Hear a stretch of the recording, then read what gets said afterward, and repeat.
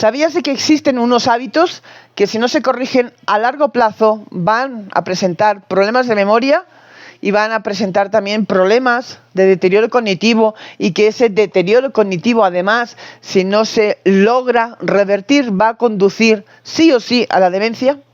Pues bienvenido a este video. Te voy a hablar de cuáles van a ser esos 5 factores o esos 5 hábitos que quizás, como forman parte de nuestro día a día, como que no le prestamos la importancia que tienen estos hábitos. Porque de verdad que cuando me acabas de escuchar entenderás que sí tienen importancia y que debemos de corregirlos. También decirte que imagino que a estas alturas las personas que entran aquí a este canal ya saben lo que es la demencia, ¿correcto? Saben lo que es el Alzheimer, ¿no? También decirles de que dentro de la demencia, por así decirlo, no es solamente una enfermedad, como entenderíamos. La demencia son como múltiples enfermedades en una misma, ¿no? Múltiples factores que van a desencadenar a largo plazo a una enfermedad neurodegenerativa llamada demencia, llamada Alzheimer. Pero vamos a hablar, pues, de cuáles serían esos factores que de verdad debemos de corregir, que no nos damos cuenta en el día a día, en nuestro quehacer diario, no nos paramos a pensar que realmente puedan tener un peso, ¿no?, en la salud cerebral, pero como les digo, sí que lo tienen, se ha comprobado por los estudios que lo tienen. También sobre la demencia, como les decía, que es una enfermedad que es multifactorial, pero no es una, por así decirlo, una única enfermedad, debido precisamente a que es multifactorial. Pero mantener hábitos nocivos a lo largo de la vida, pues nos va a llevar a enfermar nuestro cerebro, literalmente. La demencia, la falta de la memoria, afecta a las funciones cognitivas con resultado de pérdida de problemas de memoria, de dificultad y problemas para hacer las cosas diarias, las cosas cotidianas, problemas también para pensar, para tomar decisiones o acciones, ¿no? Y por supuesto, si la demencia pues no se logra detectar a tiempo y el daño cerebral va avanzando, la vida cotidiana pues se va a ver interrumpida. Dentro de las distintas demencias existe la enfermedad de Alzheimer, que es la más conocida a nivel mundial. Ya se superan los 55 millones en el mundo. Actualmente, en este 2024, se superan esas estadísticas. Las diferentes demencias que existen, como la metabólica, la vascular, la demencia cuerpos de Lewy, tienen algo en común, y es que deterioran el cerebro de una forma progresiva. Y conocer, como les digo, los hábitos, los factores, pero principalmente los hábitos que dañan el cerebro, pues nos va a servir para tomar acciones, para tomar medidas y así de esta forma proteger la salud cerebral. Empecemos pues a conocer estos factores, estos hábitos que destruyen el cerebro. El primer hábito, el número 1, sería el exceso y el abuso que hacemos precisamente de donde ustedes me están mirando ahora mismo. El abuso que se hace del uso de las pantallas. Lo cierto es que hasta inclusive personas de más de 60 años pasan prácticamente casi todo el día en las pantallas, en las redes sociales, en plataformas, en la televisión. Todo ello, aunque piensen ustedes de que no puede afectar a la memoria, sí que afecta a la memoria. El hecho de que las personas pasen tanto tiempo enganchados, encadenados a una pantalla, ello va a hacer que la persona, de una forma u otra, se va a ir como desconectando de la realidad. Ese hecho, esa dependencia de las redes sociales hoy en día, o de las pantallas, por así también decirlo, también hace que, sin darnos cuenta, nuestro cerebro va como perdiendo esas facultades que tenemos a la hora de tomar decisiones o de pensar. ¿Por qué? Porque las redes sociales, en este caso, que nos permite la comunicación en décimas de segundos con una persona en cualquier lugar del planeta, hace precisamente eso. Hace que nos alejemos de la realidad. nos aislemos del mundo. Y esto, como les digo, es un problema muy serio. De hecho, hay personas que incluso ya dependen de las redes sociales, es decir, tienen como el mono, por así decirlo, de las redes sociales, ¿no? O en niños, en jóvenes también se ve esa dependencia a las redes sociales, ¿no? También podríamos hablar de que afecta a nivel visual también, ¿no? A largo plazo va a afectar también nuestra vista de estar todo el día encadenados a esa pantalla. Pero en el caso pues de la gente mayor, y aquí que estamos hablando del tema de la salud cerebral, afecta muchísimo a las personas mayores, precisamente por lo que les estoy diciendo, por esa desconexión que hacen del mundo. Porque las redes sociales, las pantallas, los televisores, es como si de golpe porrazo nos dieran toda la dopamina que necesitamos, porque nos dan todo lo que una persona pueda desear. ¿Quieres ver tal película? La escribes y la tienes al momento. ¿Quieres conocer personas? Entras en redes sociales, en Instagram, en Facebook, en Twitter, en otras plataformas y al momento puedes conectar con personas. Entonces ello hace, como les estoy diciendo, de que en cierta manera es como un autoengaño de la realidad. Pero como nos da la satisfacción, nos da placer, porque tenemos todo al momento, hoy en día a través de la tecnología podemos tener todo a nuestro alcance, pues eso va a hacer que, sin darnos cuenta, nuestro cerebro va perdiendo esas otras capacidades también de tomar decisiones. Por ejemplo, por decir, ¿no? Si sabes que te tienes que preparar tu comida o que tienes que hacer una comida a las 12 del mediodía, quizás estás ahí hablando con una persona y inconscientemente sabes que tienes que levantarte, que tienes que ir a hacer la comida, pero te vas como autoengañando, ¿no? Bueno, 5 minutos más y en 5 minutos me levanto, me voy rápida, la hago. Cosas así de este estilo. Pero sí que es cierto que esto merma nuestras capacidades de nuestro cerebro. Y más sobre todo pues cuando nos vamos haciendo mayores, cuando nos vamos haciendo adultos.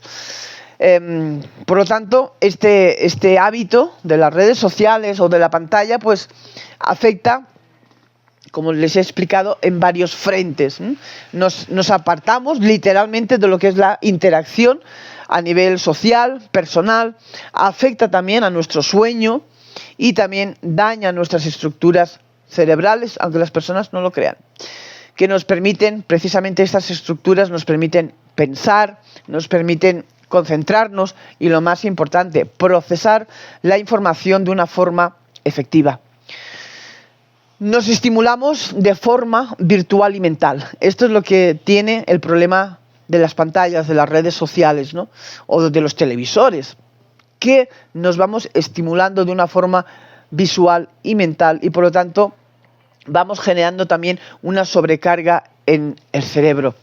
Las pantallas, las redes sociales dan también, como les he explicado, muy parecido a lo que sería la dopamina, pues dan una gratificación al momento, al instante, a nuestro cerebro y al tiempo nos hacen perder la atención y la concentración en las tareas diarias. Podemos decir que buscamos la gratificación al instante, como les decía yo, lo que sería parecido a la dopamina.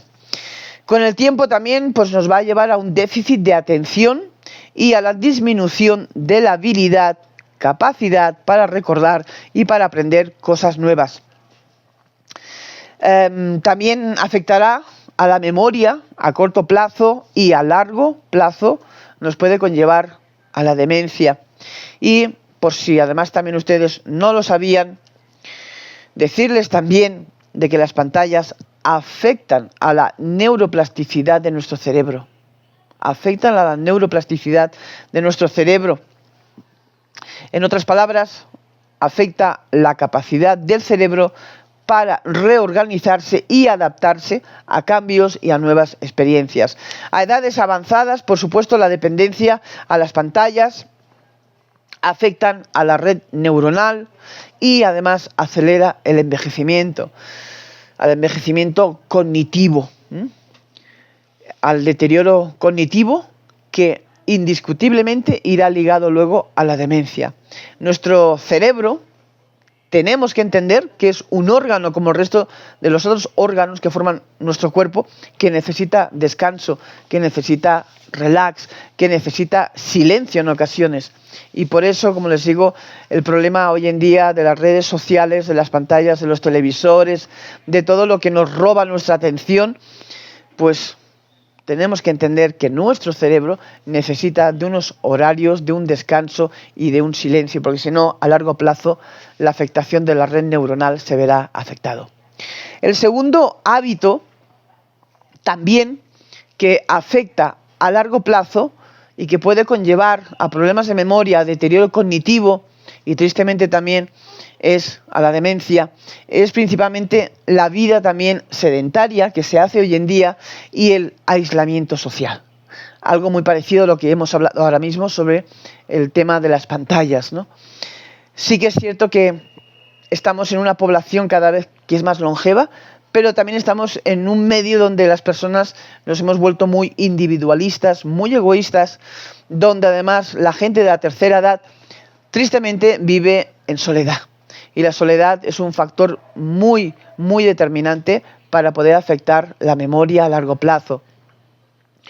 Debemos también, dentro de este segundo hábito, si queremos mejorar tanto el ejercicio como la soledad, debemos de intentar mejorar las relaciones interfamiliares. Necesitamos la conexión con las personas, necesitamos salir a la calle, necesitamos interactuar con las personas, necesitamos el ejercicio, el caminar, el recibir el aire, el sol, sentarte en un parque simplemente. También para estas personas mayores que están arrastrando este tema de la soledad y que, como les digo, la soledad conlleva, esto está también demostrado en varios estudios que se hizo, también ha demostrado que la soledad conlleva a problemas de la memoria, a ese aislamiento. Ese aislamiento también hace que las personas dejen de cuidarse, dejen de valorarse. El simple hecho de verse siempre solos es una sensación como de abandono que la persona tiene. Y ese abandono va a conllevar que luego la persona se va a meter en su propio mundo. Y en ese propio mundo, además, empezamos porque se dejan, porque se abandonan, porque tanto les da comer a una hora que a la otra, o no comer. Por lo tanto, intentemos facilitar la integración de las personas adultas mayores, las personas mayores, empezando, como les digo, sobre todo por la familia, ¿no? También es muy bueno para las personas mayores, para evitar este problema de aislamiento y de soledad. Es muy importante, por ejemplo, que se puedan asociar a entidades que hacen también eventos, que hacen acciones también para la gente mayor. Estos centros cívicos que hay en ciudades, en pueblos, en barrios, donde pueden tener actividades desde el baile, desde la gimnasia, desde programar excursiones, salir de excursión, desde ir al teatro. Esto ayuda a que la persona mayor interactúe con otras personas, con personas que no conocían, pero les va a ayudar precisamente a formar ese círculo de amistad. Como les digo, todo esto les va a ayudar muchísimo. También en estos centros, además, también se realizan muchísimos talleres, se realizan muchos eventos también, todo direccionado también a las terapias de ocupación también para ellos, manualidades, por ejemplo, el pintar, hacer también cosas manuales, el hacer quizás ganchillo para las mujeres, a la mujer que le gustaba bordar. Es decir, necesita la gente mayor la conexión. ¿Listo? Y hoy en día, afortunadamente, existen estos centros que están subvencionados, además, por las propias alcaldías. Existen estos centros que ayudan precisamente a romper esa soledad y ese aislamiento en el adulto mayor, que si no se toman esas medidas, desgraciadamente, a largo plazo, harán que ellos empiecen a tener problemas de memoria. El tercer hábito, también, que quizás no nos damos cuenta, porque como lo hemos hecho siempre, es el abuso también de las sustancias energizantes, como sería el alcohol y el café. Quizás en la gente mayor no se habla tanto del alcohol, pero por ejemplo el café, ¿no? El café es una energía directa que tenemos, ¿no? Generalmente las personas estamos acostumbrados, recién levantados, quizás te lavas la cara, tomas un vaso de agua y detrás ya te tomas el café o un café con leche. Es decir, necesitamos esa energía, esa cafeína que nos da esa energía. Como les digo, una taza de café no hace daño. pero sí que es cierto que a partir de ciertas edades, donde la edad biológica de nuestro cuerpo empieza a lentecerse y se empieza a envejecer, varias tazas de café al día sí que pueden afectar a la salud cerebral. Y precisamente ello ocurre porque precisamente el café tiene una sustancia que esta sustancia bloquea un neurotransmisor llamado adenosina.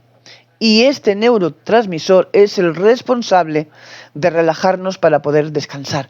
Por eso siempre hemos escuchado, incluso cuando nosotros éramos jóvenes, escuchábamos que decían que el abuelo o la abuela no podían dormir, que les costaba dormir mucho, ¿no?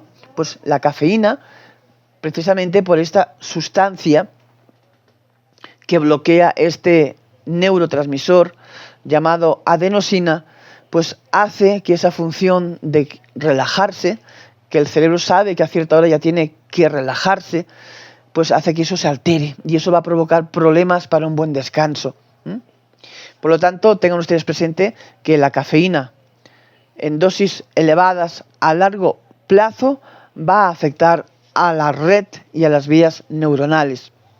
Y sobre todo, principalmente a lo que sería la calidad del sueño, a esas fases del sueño que todos hemos escuchado muchas veces, pues ello va a hacer también que afecte a la calidad del sueño. El cuarto hábito, quizás lo tendría que haber puesto yo en el número 1, pero lo dejé ahí. El cuarto hábito que debemos de corregir, pero ya, este sí que es ya, y tiene que ver con la alimentación, es la ingesta diaria de ese polvo blanco llamado azúcar. Debemos de eliminar el azúcar. Todos los estudios, todos acaban determinando lo mismo, que el azúcar no es ningún nutriente, no nos aporta esa supuesta también como energía, y sí lo que va a crear es inflamación a nivel del cerebro. Tristemente, como les digo, el gran veneno de la industria alimentaria, el azúcar. El azúcar está presente tanto en las comidas procesadas, envasadas, en refrescos, en fruta enlatada. En la comida chatarra también hay azúcar, no solamente grasas o aceites, ¿no? El azúcar, por lo tanto, es un daño, por así decirlo, invisible, que no nos damos cuenta, pero que está ahí y que va haciendo su daño progresivamente. Curiosamente también, como yo les decía, que pensábamos antiguamente que se decía que un café bien azucarado que te daba energía, ¿no? Se creía que el azúcar daba esa energía y resulta pues que no es así.